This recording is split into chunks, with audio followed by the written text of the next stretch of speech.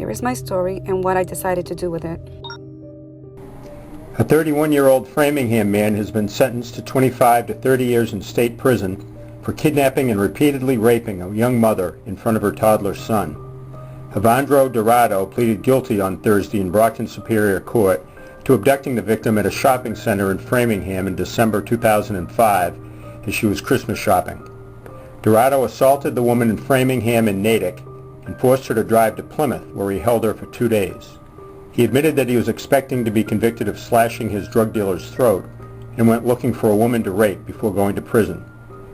The woman was rescued after a liquor store clerk heard her whispered cry for help and called Plymouth police. 014, this indictment charging aggravated rape. Guilty or not guilty? Guilty. The charges carried a maximum penalty of life in prison, but Dorado would have been eligible for parole after 15 years. Judge Carol Ball instead sentenced him to 25 to 30 years, saying it would delay his possible parole. The prosecution had sought a sentence of 50 to 75 years. Mr. Dorado will not be released until he is towards the end of his life. Evandro Dorado, the offense is before the court, reporting consideration of indictment 06035 as to offense 01, essentially being incarcerated in Massachusetts Correctional Proceeding Junction for not more than 30 or less than 25 years. I decided it was important to take control of my life and to show my son that he can't defend himself and he can't protect himself. This was not an easy process, but we did it. We had George Rivera who helped us through this, and he guided us and allowed us to grow, not just mentally or physically, but emotionally, because we were really suffering. Even though we would put a good front that everything was fine, it wasn't. And it's hurtful that a lot of people felt that just because I wasn't as depressed as I should have been, that I wasn't, I guess, in worse conditions, that it wasn't right. I was judged because this man decided to ruin my life and my son's life. And I decided that I couldn't do it anymore. I needed to fight for my son and give him a better example.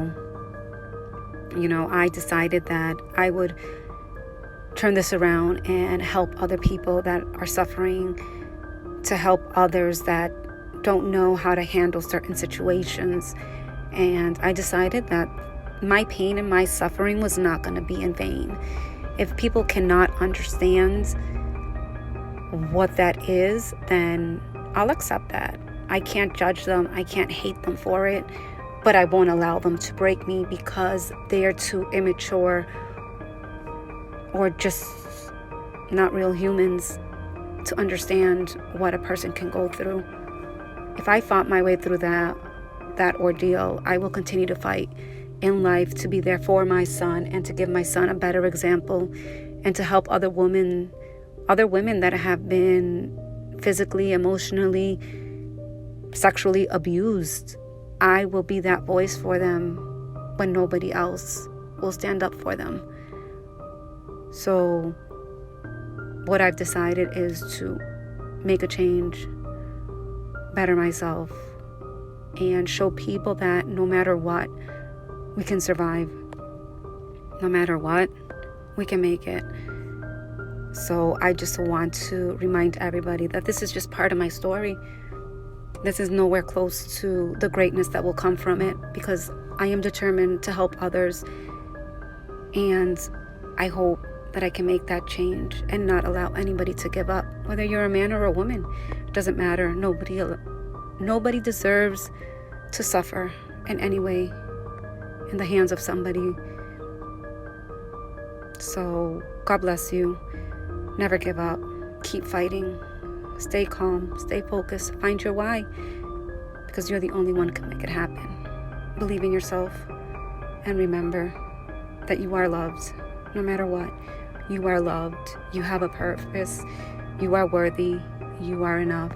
And if somebody is trying to break you, just smile and keep it moving, because they don't deserve you in their life.